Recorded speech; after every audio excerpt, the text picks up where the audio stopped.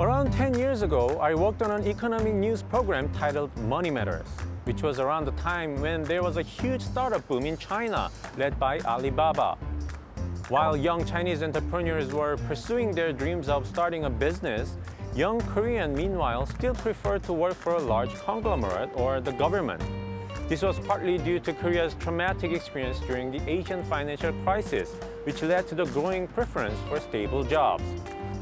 But having worked with Sung-jin and other young producers in their 20s recently, I began to notice a shift in how they view jobs in general and their prospective careers. Naturally, I became curious about Korea's startup environment and how it might have changed in recent years.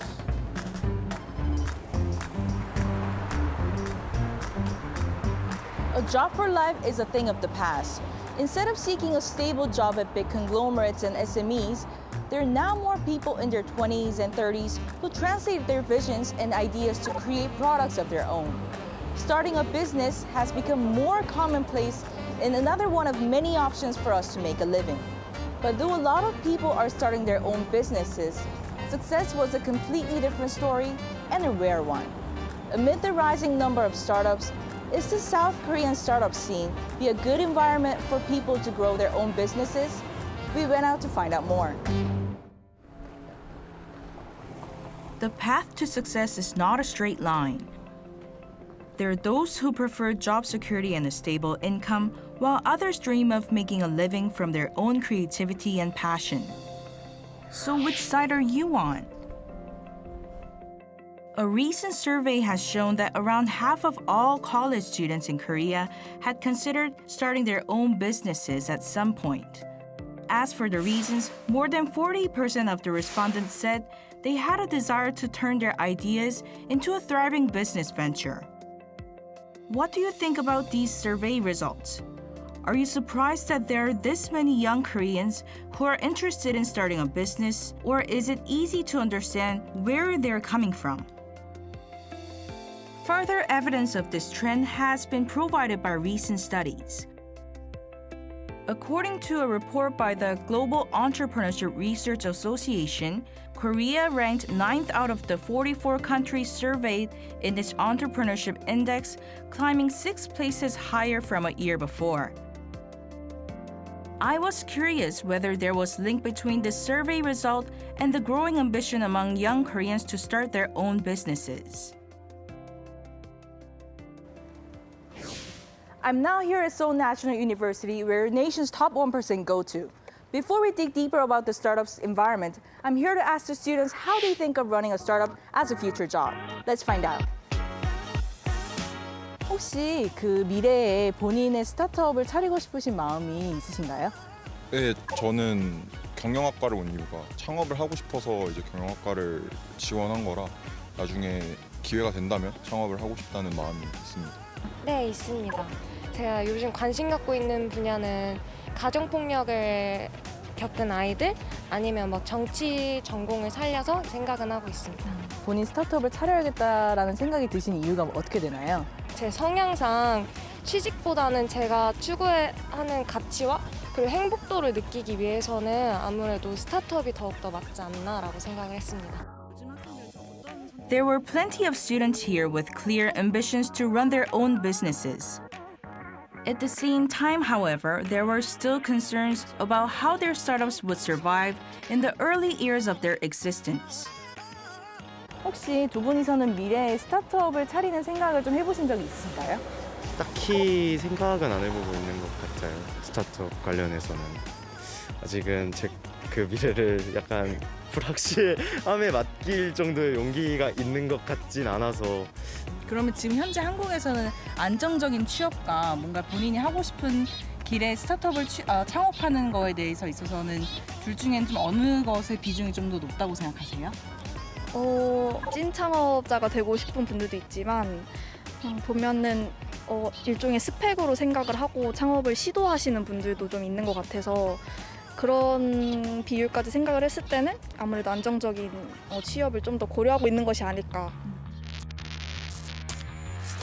Survival is more important than valuations. This is a message that Han Kim, the managing director of Altos Ventures, left on his Facebook account, warning that a drop in funding from venture capital firms could spell disaster for many young startups. On May 16th, the headlines of the Wall Street Journal read, "For tech startups, the party's over," adding more weight on Han Kim's prediction. Global funding has started drying up as the COVID-19 pandemic, runaway inflation, and the war in Ukraine signal the red flag for the world economy. The funding in the first quarter of this year fell nearly 20% on quarter to $143.9 billion. In the US, the world's largest venture capital market, that figure tumbled 26% over the same period to $70.7 billion. This may come as a surprise to many, especially when 2021 was a record-setting year in venture capital investment. As data shows, new startup investment had nearly doubled in the space of only 1 year between 2020 and 2021. This was owed to the rapid growth of cutting-edge technology and sharing economy platforms that was spurred on by the COVID-19 pandemic. 작년에 벤처 투자액은 역대 최고인 7.7조 원 수준인데요. 그 중에서 특히 코로나 상황이다 보니까 IT 서비스 분야, 그리고 유통 물류 서비스 분야, 그리고 바이오 업종 이런 쪽에서 투자 규모가 대폭적으로 증가를 했습니다. So how did the fortunes of this industry turn so quickly, just a few months after posting its best year on record? 창업에 영향을 미치는 가장 큰 요인이 코로나 팬데믹 상황일 것 같고요. 그 외에도 우크라이나 전쟁, 그다음에 또 기술적인 측면에서도 최근에 4차 산업혁명을 중심으로 급속도로 진행이 되고 있거든요. 또 경제적으로 불확실성도 매우 지금 커지고 있어가지고 창업의 측면에 봤을 때는 오히려 이러한 여건들이 좀 좋지 않게 작용할 그런 또 영향을 미치고 있고 또 그럴 가능성도 굉장히 높다고 보고 있습니다. A sense of unease is also gripping Korea's venture capital market. Korea only recorded around $650 million worth of new investments so far this month, a far cry from the recent high of more than $1.2 billion in May 2021. 세계적으로도 폭발적으로 투자가 성장했고 우리나라 같은 경우에도 작년에 벤처 캐피탈들의 투자도 한 60-70%가량 늘어나고 펀드 결성액도 늘어나고 그런 추세입니다. 2021 was a golden year for Korean startups, with the record 18 new unicorns with the market cap of more than $1 billion emerging onto the scene. This was owed to the effect of the COVID-19 pandemic, which created surging demand for virtual services and technology, with Korean firms in the industry riding this wave to become billion-dollar companies. 그러니까 그 기업들이 사실 어느 날 갑자기 나타난 게 아니고 길게는 한 10년 전 정도부터 이미 스타트업 창업을 해서 잘 성장을 해오다가 좀 팬데믹 상황이라든가 이런 세계 경제가 디지털 경제로 급격히 전환하는 시기를 맞으면서 좀 성장이 더 빨라졌다 이렇게 생각하면 될 것 같습니다. If you were to create a startup in Korea, how long are you expected to last? Unfortunately, data shows that 6 out of 10 Korean startups fail to survive the first 3 years of their existence. The 3-year survival rate of Korean startups at only 38% lags far behind many of its OECD peers, led by Sweden at 75% and other countries like the UK, the US, and France, with Korea coming in at 25th out of the 26 OECD member states. 대체적인 특성을 보면 5년 정도까지는 좀 버텨요. 그다음에 5년 정도부터 해가지고 대부분 그 죽음의 계곡이라가 데스밸리 많이 빠지거든요. 그러면 4, 5년 동안 모든 본인이 가지고 있는 자금, 열정 다 쏟아부었는데 막상 이 상업하려고 하는 직전에서 데스밸리 빠지기 때문에. So what are the basic requirements for these startups to survive their difficult early years? 초기 자금에 대한 펀딩과 초기 자금에 대한 투자자들이 많이 늘고 있는데 이 중간 단기 데스밸리를 극복시키는 투자자들이 좀 부족해요. 한국에서. 상대적으로. 그렇기 때문에 오히려 그런 쪽의 정책 자금이라든지 그쪽에 실적으로 또 역량을 집중한다든지 이런 부분들이 필요하고요. Startups typically go through what's called the debt-valley curve, which refers to the early phase of their new ventures when it's difficult for them to raise additional funding and generate revenues. Many startups usually find themselves in the debt-valley curve during the first 3 years of their existence, followed by a second phase anywhere between years 3 and 7. Let's meet some of the owners of new Korean startups who are struggling to fight their ways out of the debt-valley curve, which will eventually drive 2/3 of these new firms out of business. What's Up is a Korean subscription management platform that helps customers keep a close tab on their regular monthly fees. The app is the brainchild Kim Jun-tae, who founded his startup after leaving his previous job. 이제 어느 날 이렇게 봤는데 제가 쓰지도 않은 어도비나 아니면 오피스 365 이런 것들이 한 2년째 계속 나가고 있는 거예요. 거의 수십만 원씩. 그래서 나중에 만약에 창업을 한다라고 하면 고정지출 관리하는 창업을 좀 해보고 싶다라는 생각을 하고 있다가 이제 계기가 생겨서 이제는 왓썹을 하게 된 것 같습니다. 이 스타트업들의 1년 차에 3년 차가 사실 데스밸리라고 많이들 하잖아요. 그냥 헤쳐나가시는 방식이 있다면 좀 어떻게 될까요? 그다음 한 달에 한 번씩 리드들끼리 모여서 우리가 가는 방향이 맞는지, 그다음 우리가 해결하려 했던 문제를 정확하게 해결하고 있는지 이런 것들 많이 좀 합니다. 그 한국 정부에서 스타트업을 어떻게 지원하고 있는지 설명 좀 부탁드릴게요. 뭐 사업하면 이제는 자기 돈 많이 쓴다 얘기하잖아요.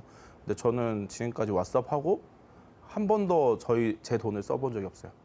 그리고 저희가 이제는 2019년도에 사업을 준비하는 시기부터 그다음에 이제 지금 이 시점까지 했을 때 투자금 포함해서 누적으로 저희가 확보했던 사업화 자금이 39억 정도 됩니다. 그러니까 뭐 충분히 받을 수 있는 여러 가지 것들이 있는데 그것들 잘 찾아서 자금 확보에 잘 활용했습니다. Kim leveraged his prior working experience to take full advantage of the government support measures available and safely navigate through the infamous debt-valley curve. He's also making preparations to weather through the coming storm of a global economic downturn. 동료 대표님들을 좀 만나 뵈면 그 투자하고 있는 과정이 좀 스톱되거나 아니면 좀 투자가 보류되는 경우 아니면 밸류가 좀 내려가는 경우가 있다라고 얘기를 들어서 일부러 해외에서 어떻게 변화되는지 미리 좀 보고 있는 게 있어서 저희는 겨울이 올 거라고 미리 대비를 해서 이미 올해 2월에 이제는 펀딩을 마쳤습니다. So what's the ultimate goal of his platform? 자기가 이제는 원래 시간을 써야 될 뭐 소중한 사람들과 행복한 시간 보내는 것에 좀 더 집중할 수 있고 국민 누구나 마치 은행의 VIP 서비스를 받을 수 있도록 해드리는 게 저희 목표고요. We also visited another Korean startup by the name of Creon, now in its 3rd year of existence, which creates digital marketing content with the help of global influencers. Kim Jung-eun is the firm's CEO, and she decided to start her own company after stumbling into the world of influencer marketing at her previous job, where she had worked for around 15 years. So how is Creon looking to overcome the debt-valley curve? 수익이 발생한 전부 다 또 플랫폼 개발에다 투자를 하고 있다 보니까 아무래도 정부 신용보증기금이나 뭐 기술보증기금 그런 부분에서 저희가 지원 좋은 이자로 이렇게 비용을 좀 빌리기도 하고요. 국가정책 사업도 저희가 지원을 많이 해서 그런 사업 통해서 지원을 많이 받고 있습니다. 한국이 뭔가 스타트업을 뭐 1년에서 3년 정도 키우기에는 괜찮은데 이거를 장기적으로 끌고 가기에는 조금 어려움이 있다고 많이 들던데. 초기 창업 패키지, 예비 창업 패키지 그런 게 대부분 3년 이내 기업들한테 해당이 되는 거다 보니까 사업 실적이 없어도 정부 지원 자금만 가지고도 충분히 어느 정도 사업을 끌어갈 수 있는 정도가 나오거든요. 근데 이게 사업 모델이 만들어지는 과정에서부터 이걸 더 확장을 하려면 단순 운영비 정도가 아니라 마케팅비라든지 그리고 그런 법률적인 그런 보호 정책이라든가 그런 부분에 투자가 많이 필요한데 그런 부분에 굉장히 지원이 많이 부족하다는 생각이 좀 듭니다. 네. Foreign workers here were also fascinated by Korea's startup culture. Since you guys are from abroad, what's so special or what's unique about South Korea's startup environment? I think the startup culture is really different here because coming from Italy, there's not as many startups as in Korea. Most people in my country want to go to the bigger companies. No one really thinks about doing like a startup company. Like it's not really that common as Korea. And I think people have a lot of ideas and have a lot of potential. And I think that's really nice to see a lot of startups growing and end up being really big companies. Here, there's a lot of startups and they're all different, and that's what amazes me. There is not like there's 10,000 of the same. They have different purposes, and so interesting to see that. Despite all the challenges, Kim says Korea is a good place to manage a startup overall.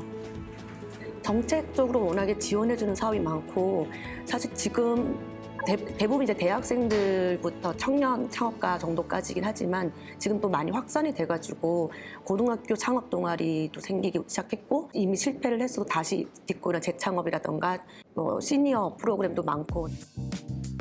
So for those looking to translate their passion and ideas into a thriving business while avoiding the danger of the death valley curve, how should they ready themselves before diving into the world of startups?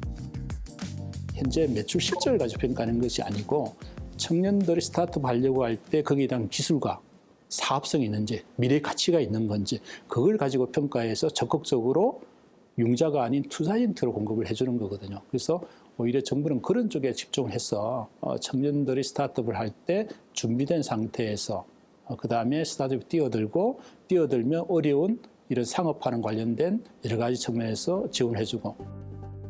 We touch upon how Sweden has the highest 3-year survival rate in the world for startup companies. Although Silicon Valley remains the mecca of the global startup ecosystem, Sweden is not far behind. So how did a country of just 10 million people emerge to become a global startup hub by churning out an endless stream of new and innovative companies? 스웨덴 같은 경우 이제 하이퍼 아일랜드라는 이 혁신 인재들을 길러내는 그런 교육기관도 있고요. 또 혁신적인 기업들이 나와서 그런 이제 또 세금을 많이 내줘야 유지가 되다 보니까 90년대 이후로 좀 이런 스타트업에 대한 굉장히 유연한 정책을 취하고 있습니다. 그래서 해외에 있는 인재들이 와서 스타트업을 창업할 경우에는 비자도 굉장히 자유롭게 해준다든지 인구가 적어가지고 우리나라보다도 훨씬 적기 때문에 글로벌 시장을 겨냥하지 않고서는 기업들이 살아남기 어려운 측면이 있어서 글로벌 진출이라든가 이런 측면에서 굉장히 유연한 정책을 취하고 있는 부분이 있고요. The right education, sound government policies, and a robust welfare system allow Sweden to become the startup powerhouse it is today. Could a country like Korea emulate Sweden's success? 새 정부에서는 예비 창업부터 글로벌 유니콘까지 완결형 창업 벤처 생태계를 구현하겠다라는 것을 이제 중요한 국정 과제로 세웠습니다. 그래서 이것은 우리 창업 벤처 기업이 우리 경제의 활력을 이끄는 아주 중요한 플레이어다. 이것을 정부에서 인정을 하고 집중적으로 육성을 하겠다는 의지를 보여준 것으로 생각을 하고요. With a new government in power, what startup-related policies can we expect from Korea's new administration? The new government startup policies consist of 7 key components.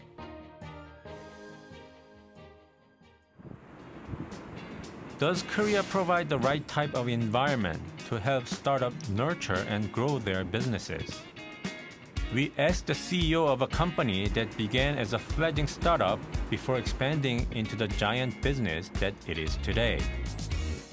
Today, we are at the head office of yanoja, Korea's largest hotel booking app. Since launching its service in 2005, it is now a global company providing services in around 170 countries across the world, in more than 60 different languages.